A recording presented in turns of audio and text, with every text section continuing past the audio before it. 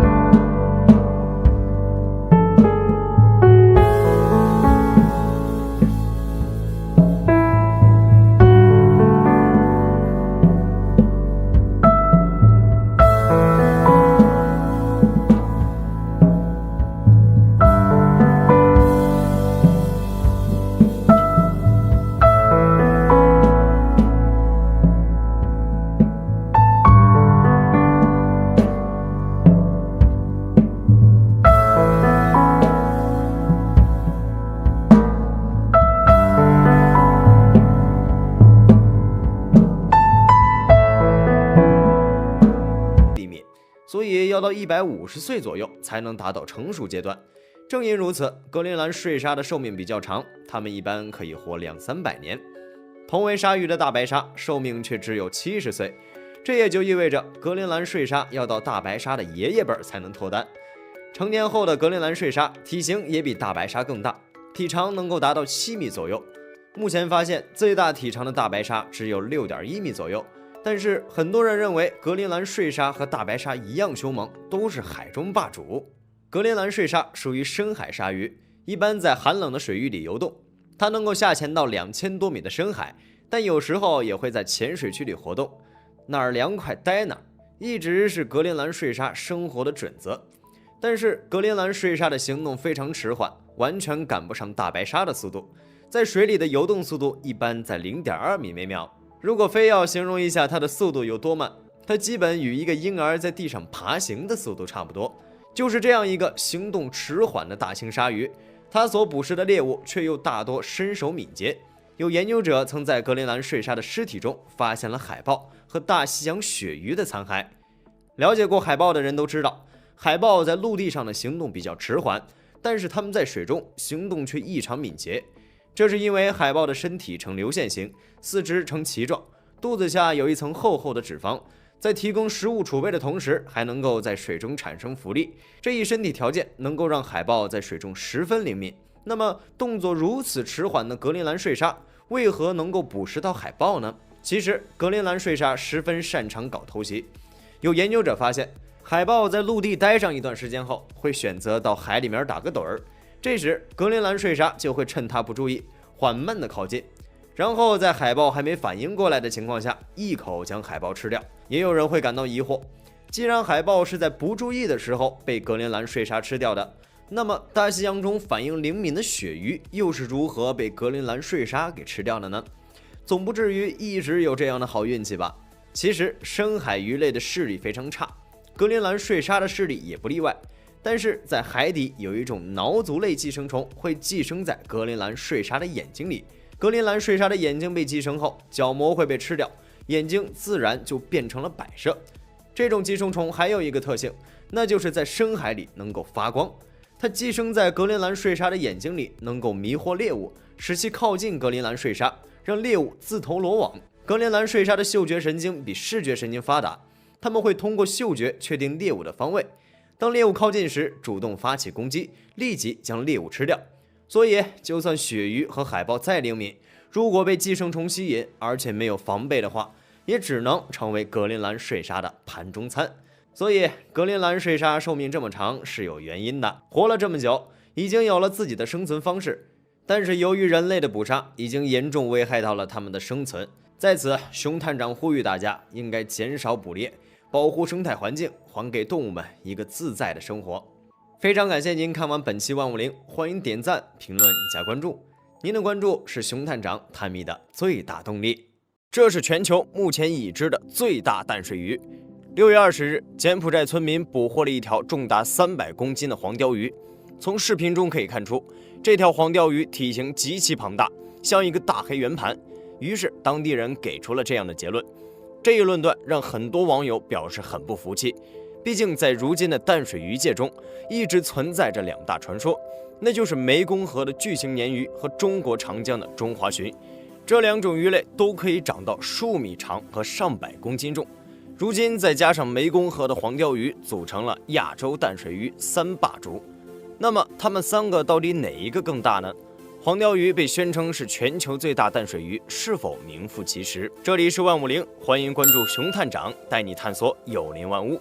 咱们先来说说黄鲷鱼，它又叫赤红，在民间还被叫做草帽鱼。这主要是因为黄鲷鱼的体型呈圆盘状，和草帽、蒲扇相似。另外，它在水中游动时，造型又很像蝙蝠在空中挥翅的样子，所以有不少人也将它们称为蝙蝠鱼。黄鲷鱼和鲨鱼是远房亲戚，两者存在的时间已经可以追溯到上亿年前，是真正意义上的活化石。不过，黄鲷鱼虽和鲨鱼是亲戚，但样子却没有那么凶狠。相反，若是只看黄鲷鱼的口底，一根细长的尾巴左右晃动，甚至还会觉得它们有几分可爱。但黄鲷鱼这根俏皮的尾巴却不是什么善茬，因为上面有倒刺，而且刺中含毒，只要皮肤被割破，人体就会感染黄鲷毒。值得一提的是，黄鲷鱼的毒性还不低。在2006年，有着鳄鱼猎手之称的澳大利亚人史斯夫·埃尔文，就是在大堡礁拍摄纪录片时被一只黄鲷鱼划伤，最终不治身亡的。由此可见，在它们可爱的外表下，还有一颗狠毒的心。另外，作为生存了上亿年的活化石鱼类，黄鲷鱼具有一种超强的能力，那就是既能够生活在淡水河湖中，也可以在海水中生存。这一点并非奇谈，黄鲷鱼的地区分布就可以佐证这一点。根据生物学家的考证，黄鲷鱼不仅分布于中国南海和东海，在长江口的淡水河湖以及海域中也有分布。于是很多人就此提出了一个问题：黄鲷鱼真的能算纯正的淡水鱼吗？因为目前生物界中对淡水鱼的界定还很模糊，究竟是生活在淡水中的鱼，还是只能生活在淡水中的鱼？生物学家们还没有定论。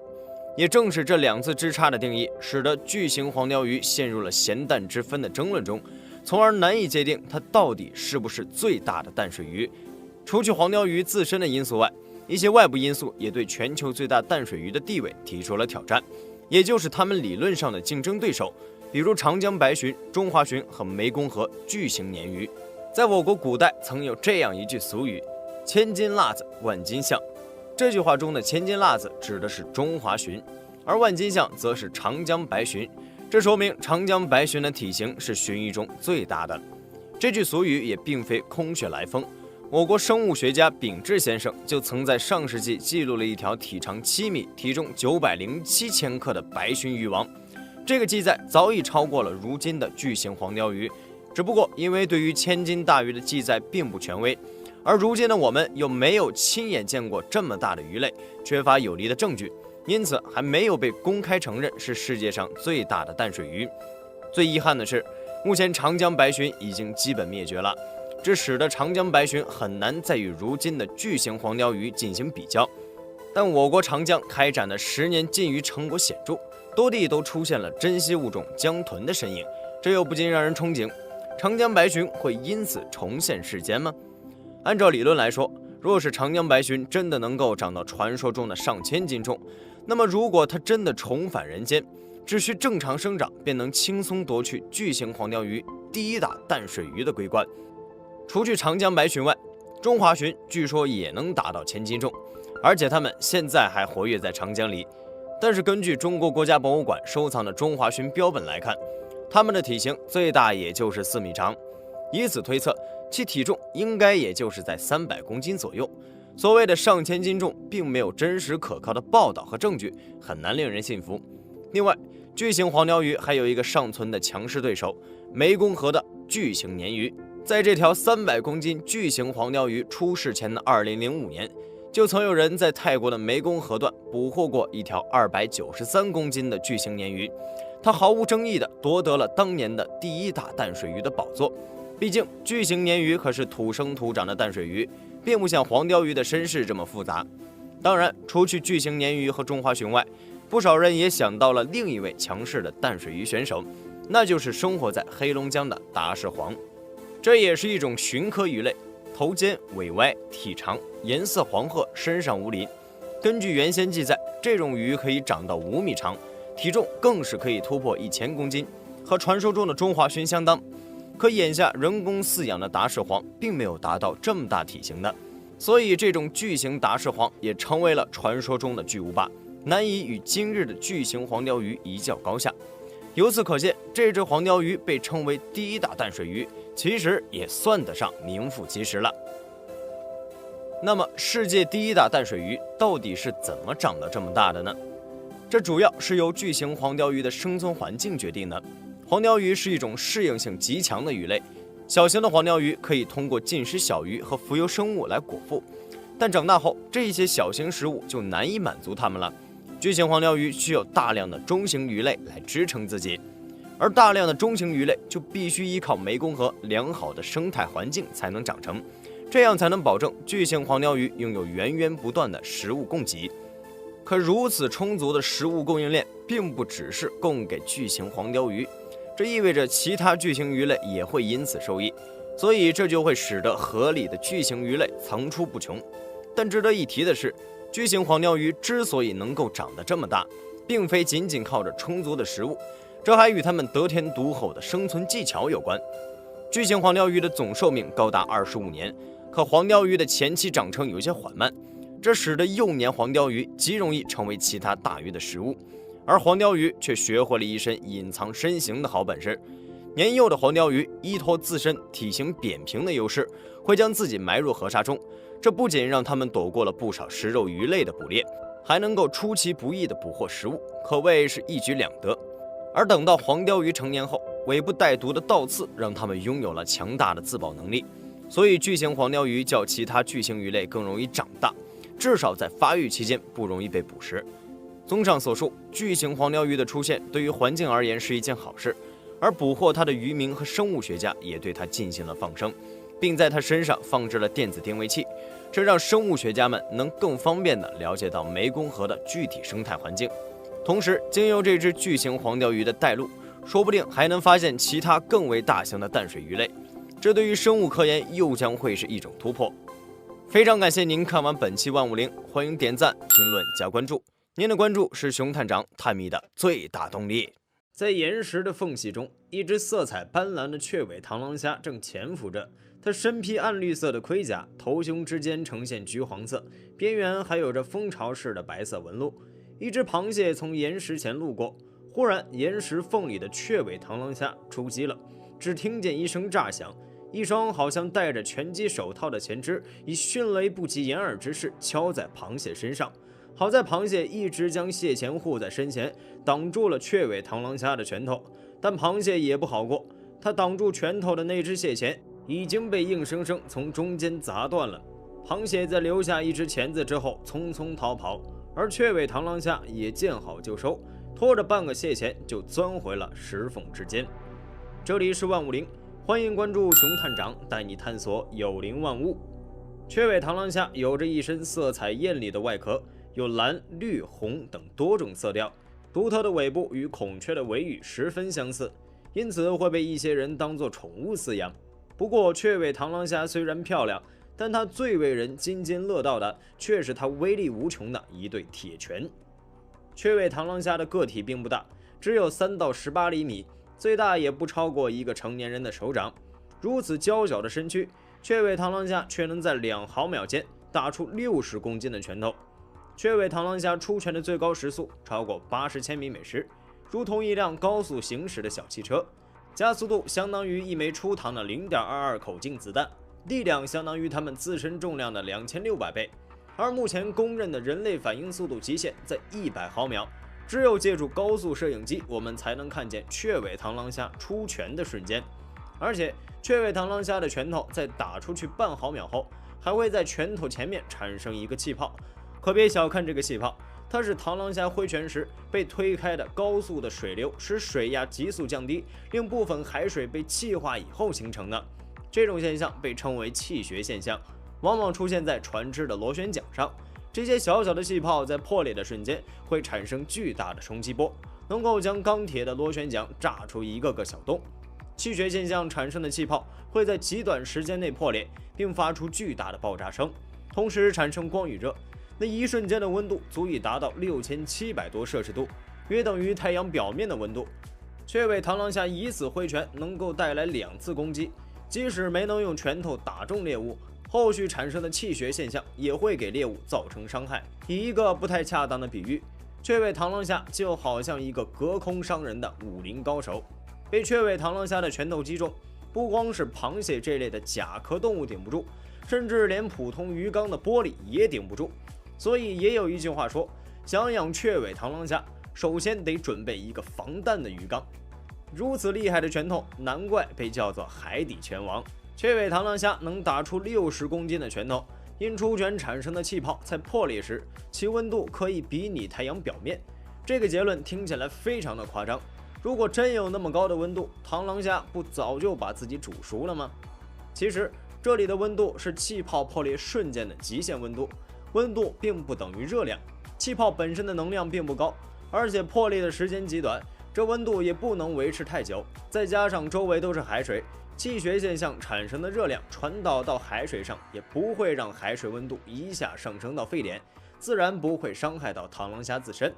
那么一拳60公斤，雀尾螳螂虾为什么没被自己的拳头反震而死呢？原因就在于它拳头的特殊结构。它的拳头能在高强度的敲击5万次之后才损坏，在拳头最外层拥有着坚硬的外壳，其构成中含有类似骨骼的高浓度矿物质成分。但仅仅是硬是不够的，为了不伤到自己，螳螂虾还必须减少拳头攻击时的反震。在雀尾螳螂虾的拳头内部分为2个区域，第一个区域分布着螺旋状的纤维物质，可以增加缓冲力来减缓震动，吸收能量，就像是拳击手的手套一样。而第2个区域被称为条纹区，这个区域高度整齐地排列着纤维物质，这就像拳击手们会往手上缠绷带一样。这一部分的作用不是吸收能量，而是保护自己，通过压紧骨骼防止出现断裂。这2个区域组合在一起，就将出拳时产生的反震伤害降到了最低。但即便如此，雀尾螳螂虾也不可能完全无视出拳造成的损伤，毕竟气学现象连钢铁螺旋桨都能炸出密密麻麻的小坑。那怎么办呢？雀尾螳螂虾还有一个办法，蜕皮。雀尾螳螂虾的拳头敲击的极限是5万次，但它不会等自己的拳头真的完全损坏，大约每3个月它就会进行一次蜕皮进行补偿。蜕皮期间是它最脆弱的时间，但螳螂虾还是和以前一样充满攻击性，好像它的骄傲不允许它退缩。毕竟就连刚出生9天的小雀尾螳螂虾都能靠自己的拳头捕食小鱼小虾，而等到新生的壳变硬以后，螳螂虾就又变回了曾经的海底拳王。雀尾螳螂虾的眼睛非常特别，拥有全世界动物中最为复杂的视觉系统，能够看见人类看不见的世界。雀尾螳螂虾有着和苍蝇一样的复眼，眼睛下长有眼柄，因此可以独立转动，看向不同的地方。而它眼中还有着黑色的小孔，其实就相当于人类的瞳孔。不过这样的瞳孔，雀尾螳螂虾拥有6个。在雀尾螳螂虾的复眼中，拥有3层感光细胞，能够对不同波长的光做出反应。人类的光感受器实际上只有红、绿、蓝3种，通过这3种颜色的不同比例搭配，才看到我们现在眼中的世界。所以这3种颜色也被叫做光学3原色。但雀尾螳螂虾却拥有足足16种不同的光感受器，其中9种用来看可见光，3种用来看紫外光，剩下用来看红外光。而且雀尾螳螂虾的感光细胞还能独立的处理信息，这意味着它能同时看见紫外光和红外光。在人类看来漆黑一片的世界，在雀尾螳螂虾看来可能就是另一种模样。螳螂虾所看见的世界的色彩，对于人类来说可能永远也无法想象。雀尾螳螂虾的甲壳结构和特殊的视觉结构也给了科学家们许多启示。它的甲壳结构轻盈又坚固，而且充满韧性，其综合性能甚至超过很多坚硬的人工陶瓷，对于各行各业都有很大的意义。而通过雀尾螳螂虾眼睛结构的研究，已经发明出能够感知红、绿、蓝和3种近红外光的传感器，对于医疗行业起到了巨大作用。非常感谢您看完本期万物灵，欢迎点赞、评论加关注，您的关注是熊探长探秘的最大动力。2020年7月1日，演员陈学冬发了一条微博，引起了轩然大波。在微博中提到，潜水员在海南太阳湾打捞海洋垃圾时，发现海底有一张巨大的渔网，威胁了海底动物的安全，还附上其他网友的爆料。6月27日，一名女性游客在酒店食用猫眼螺和美人蚌，还发视频博取关注，网友们纷纷评论转发。有见识的网友指出，这美人蚌是国家重点保护动物，砗磲。2021年，那名发微博炫耀自己吃了美人蚌的女性游客被判处有期徒刑1年4个月，帮她捞捕美人蚌的救生员也被判处有期徒刑1年，而她的上诉在今年也被驳回，维持原判。可能这名女游客也没想到，自己在海边吃了点海鲜，就招来了牢狱之灾。这里是万物灵，欢迎关注熊探长带你探索有灵万物。这美人蚌学名叫做砗磲，被分为9个种类，其中6种在我国都有分布。砗磲在贝壳外有4到5条凸起的棱，棱之间的沟壑很像车轮碾出的车辙印，因此得名砗磲。砗磲也被称为贝王，是世界上最大的双壳贝类。它有多大呢？一般的砗磲能长到1米以上，重达200公斤，能有好几个成年人重。据说还有人曾把砗磲当成浴缸使用。有人想问，这么大的贝壳会产珍珠吗？如果产了珍珠，能有多大？砗磲还真会产珍珠，而且还产出了世界最大的2颗珍珠，价值上亿。1934年，在菲律宾的巴拉望海湾，一群当地的小孩在海边玩耍，等到他们上岸时，却发现少了一个同伴。村落里的人们急忙下海寻找，最终发现了溺亡海底的男孩，他的脚被砗磲夹住，无法脱离，因此人们只能把他和砗磲一起打捞上岸。人们撬开夹住男孩的砗磲，结果在里面发现了一颗巨大的不规则形状的珍珠，长24厘米，宽13.97厘米，重量达到12.7斤。据说从不同的角度看，能在这颗珍珠上发现释迦牟尼、孔子、老子的样子，所以被视为佛、道、儒3位一体的圣珠，也被叫做老子之珠。目前它被存放在旧金山一家银行的保险库里，估计约2300万美元，也就是1.5亿人民币还多。重达12.7斤的老子之珠一直是当时世界上最大的珍珠，直到2016年，一颗巨型珍珠横空出世，重量达到老子之珠的5倍多。2006年的菲律宾，一名渔民和往常一样出海打鱼，没多久海上的天气突变，刮起大风。渔民见状，马上准备收起船锚回家，却没想到一个巨蚌缠住了他的船锚。眼看风暴将至，渔民只好使出浑身解数，将这个巨蚌也捞上了船。平安回家后，看着这个巨蚌，渔民也不知道怎么办，于是干脆将它塞进了床底，这一塞就是10年。直到渔民的家里失火，在搬家时这个巨蚌才重见天日。渔民想起还没打开过这个巨蚌，便找来工具撬开贝壳，谁知里面竟有一颗巨大的珍珠。后来根据测量，这颗珍珠长约67厘米，宽约30厘米，重达68斤，一举超过老子之珠，成为世界上最大的珍珠，价值6.6亿人民币。如今被放在菲律宾巴拉望岛的一间市政大厅里供人参观，而那个巨蚌正是砗磲的一种，被称为巨砗磲，又称库氏砗磲。砗磲曾产出过世界上最大的2颗珍珠，而砗磲本身也是价值不菲。在现代西方，砗磲和珍珠、珊瑚、琥珀一起被誉为4大有机宝石。在佛教中，砗磲被列为佛教7宝之首，因为其纯白的色泽被认为有着纯洁、清净、平等的意蕴，受到众多信徒的追捧。不过，这些砗磲并非活体砗磲，而是砗磲化石，也被称为玉化砗磲，是在海洋的特殊环境下，经过了复杂的变化和漫长的时光形成的。而活体的砗磲更是生物界的珍宝。活体砗磲生活在印度洋和太平洋的温暖水域中，从小就生活在珊瑚礁上，随后在漫长的时光中嵌入珊瑚礁中，成为珊瑚礁的一部分，拥有优秀的造礁、固礁、护礁的功能，为许多海洋生物提供了栖息地和庇护所。因为巨大的体型和重量，砗磲只能固定在原地，依靠自身的纤毛抖动制造一个个小漩涡进行滤食。但水中的浮游生物也是鱼类、珊瑚虫的主要食物，但依靠浮游生物，砗磲连生存都是问题，因此砗磲只得另辟蹊径。在砗磲体内有一层外套膜，上面有着许多能够进行光合作用的藻类，比如虫黄藻。砗磲与这些藻类形成了共生关系，白天砗磲就会打开自己的壳，将外套膜吐出，让藻类获得阳光，藻类也利用光合作用给砗磲提供能量。砗磲的外套膜上还有许多小圈圈，这就是砗磲的眼睛，只不过它的眼睛只能感受到光线的明暗变化。藻类和砗磲的单眼共同塑造了砗磲美丽的外表，所以人们也称呼砗磲为海底美人。砗磲不但产珍珠，自身在宗教、文化、生物上也都具有非凡意义。砗磲如此珍贵，自然免不了被过度开采的命运。从60年代到80年代，世界各地的砗磲产地产量都大大下降。1975年，日本冲绳的砗磲年捕捞量达到了578吨，而12年后产量直接下降了85%。到了90年代，我国境内几乎已经见不到大个体砗磲的存在，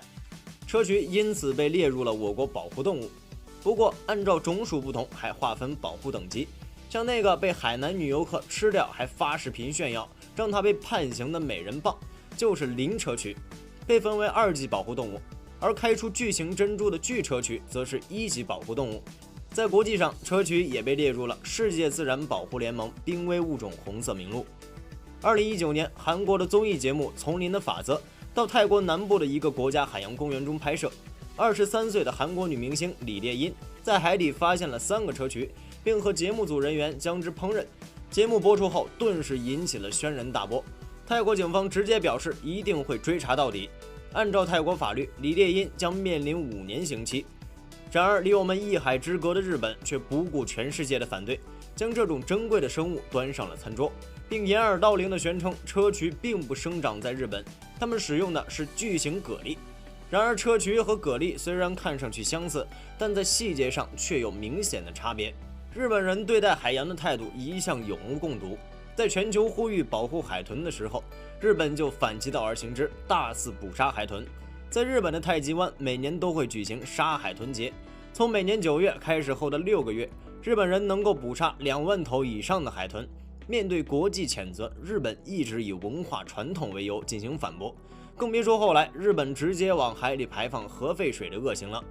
而从砗磲生活在珊瑚礁就能看出，它对于生存环境的要求很高，需要良好的水质、有光照、气候温暖等等。人类对于大海的破坏，也让砗磲的生存条件越发恶劣。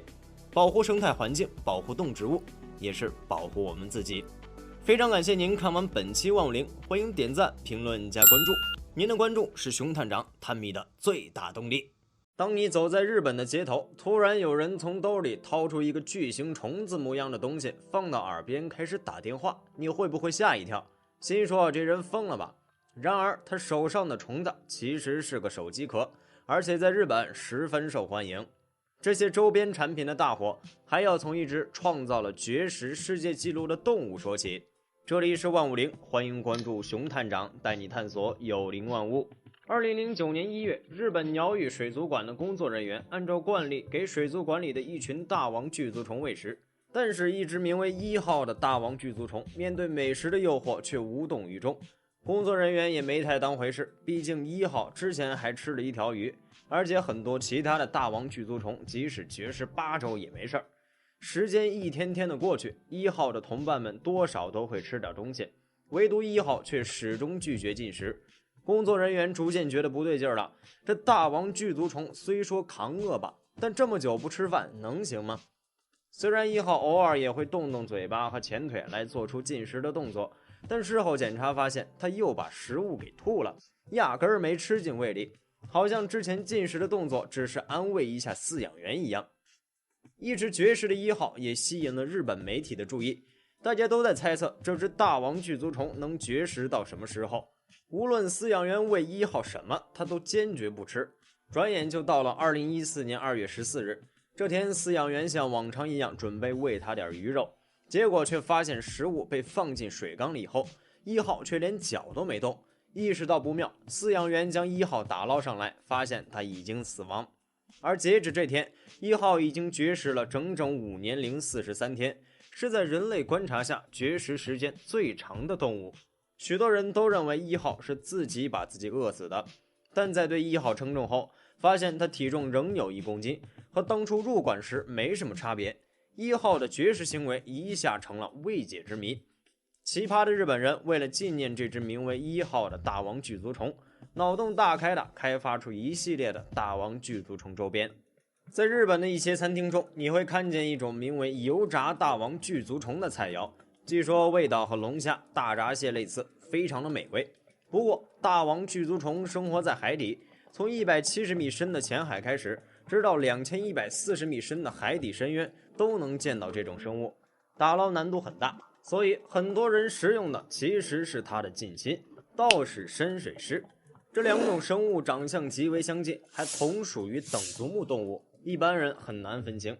看看大王巨足虫的样子，半圆的头部上长着由4000个小眼组成的复眼，还有2对触须，背上是坚硬的鳞片状钙质外骨骼，底下是挤在一起的7对关节足，看起来跟个外星生物似的。能对它们动筷子的都是真正的吃货。成年的大王巨足虫个体能长到19到37厘米大小，所以又名深海大师。在2010年，还有人在墨西哥湾发现了一只体长达75厘米的大王巨足虫。普通的大王巨足虫差不多就和一些小猫小狗一样大了，这只75厘米的个体立起来恐怕有学校的课桌高，因此大王巨足虫也是世界上最大的等足目动物。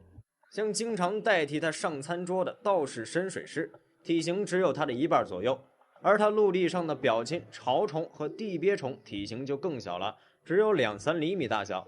通过化石发现，大王巨足虫早在1.6亿年前就存在了，目前主要分布在澳大利亚、墨西哥、印度等地的深海中，是名副其实的海底活化石。在墨西哥湾的深海中曾发生过一件趣事。2019年2月14日，科学家们带着几条死去的短吻鳄来到了墨西哥湾上。他们到这儿的目的很简单，为了模拟一场鲸落。鲸落现象在自然界中很少被发现，但对于科学家们研究海底生态有着重要意义。自从2011年曾有科学家用一只长须鲸进行了一次成功的人工鲸落后，许多科学家都开始采用这种方法，但使用完整鲸鱼的尸体费时费力，因此他们的目光就放在了其他东西上，其中就包括鳄鱼。鳄鱼作为爬行动物与鲸鱼可不一样，它们满身都是厚重的鳞甲，可不是一般的动物能轻易破开的。谁能成为海底第一个吃鳄鱼的生物呢？答案很快就出现了。24小时不到，一群大王巨足虫出现在鳄鱼周边。它们虽然长着7对足，但却是靠着腹部鳞片上的双肢腹足来游泳的，速度还不慢，因此才能成为第一批赶过来的生物。鳄鱼的鳞甲对它们好像不存在一般，没用多久就被它们轻松咬开。几只大王巨足虫直接开始享用这从天而降的美餐。大王巨足虫是深海的一种重要食腐动物，主要食用鲸鱼、鱿鱼等海洋生物的尸体，也会捕食一些行动缓慢的海洋生物。只是没想到它的嘴里的4套颚如此厉害，竟然能轻松破开鳄鱼的鳞甲。其实不止鳄鱼，找到机会了，他们还能捕食鲨鱼。在探索频道的一档名叫《鲨鱼周》的节目中，鲨鱼和大王巨足虫一起被困在了笼子里。拍摄团队拍下了这罕见的一幕：一只大王巨足虫紧紧抓住了鲨鱼的头部啃咬，任凭它怎么翻滚都无济于事。而画面一转，鲨鱼已经倒在地上，一群大王巨足虫正围着它大快朵颐。尽管这条鲨鱼体型不大，这也是在笼子里这种特殊环境，但敢于捕食鲨鱼，最后还成功了，足以见得大王巨足虫有多凶猛。不过有一点很奇怪，在许多水族馆里都有大王巨足虫的身影，有些地方还准许游客直接伸手触碰它，但凶猛的大王巨足虫却从来没有发生过伤人事件。大王巨足虫何时进食、何时排便都成了一个谜题，它们的新陈代谢极其缓慢，甚至于它们排一次便还能上新闻。2020年，日本鸟羽水族馆里的大王巨足虫排便一事就上了新闻，因为上一次记录到它们排便居然是在2年前。部分科学家认为，大王巨足虫极低的新陈代谢效率是它们长寿的秘诀。一只大王巨足虫的寿命在40到60年间，而同等体型、代谢旺盛的家猫寿命只有10几年。一些实验也证明，代谢状况与寿命长短确实存在一定的相关性，但到底是不是主要原因，也没人说得准。仿佛外星来客的大王巨足虫，至今身上仍有许多未解之谜。非常感谢您看完本期万物灵，欢迎点赞、评论加关注，您的关注是熊探长探秘的最大动力。2022年8月7日上午，日本富井市的海水浴场内，一名39岁的中年女子在岸边游泳，突然感觉有什么东西碰了碰她的背，她扭头一看，发现海洋中露出一只黑色的鱼鳍。想起下水之前看到的警示标牌，不要触摸或接近海豚。有些惊慌的女子想要游走，返回海滩，没想到这只海豚突然对她发起了攻击。这里是万物灵，欢迎关注熊探长，带你探索有灵万物。那只海豚张嘴咬住了她的左手，细密的利齿在她身上留下了密密麻麻的伤口，鲜血当时就涌了出来。而且海豚还不断拉扯女子的泳衣，试图阻止女子返回岸上。而在女子附近游泳的另一名50岁的男性游泳者发现了她正在遭受攻击，迅速靠近，想要驱赶这只海豚。海豚自然把他也列入了攻击对象，不断的撕咬他，并用鼻子戳他。最后，男子在与这只海豚的搏斗中，用脚踢开了这只海豚，海豚也没有继续攻击，潜入了水下离开。因为这场突如其来的攻击，男人的右手和左手肘都受了伤，还去医院缝了3针。但这已经不是最近发生的第1起海豚袭击事件了。自从7月9日海滩开放以来，已经有至少10人在附近的海水浴场内遭到了海豚的袭击而受伤。而且这次袭击2人的海豚，早在6月份就出现在这个海滩，并且导致了多人受伤。日本市政府只能在附近安装超声波发射器驱赶海豚，并且树立警告标语。这件事实在有些反常，因为在我们印象中，海豚是一种温顺友好的生物，它们似乎对于人类有着说不清道不明的好感。曾经还有人在落水后被海豚拖举到海面，一路游到岸边的案例。友好的海豚究竟为什么会袭击人类呢？一种呼声最高，同时可能性并不小的猜测是，这只海豚是故意在报复人类。在动物界中，不乏有动物报复的例子。最近的一起就是印度的猴群为了报复，把一个村庄的狗全都杀死。以前也发生过金雕的孩子被人捕食后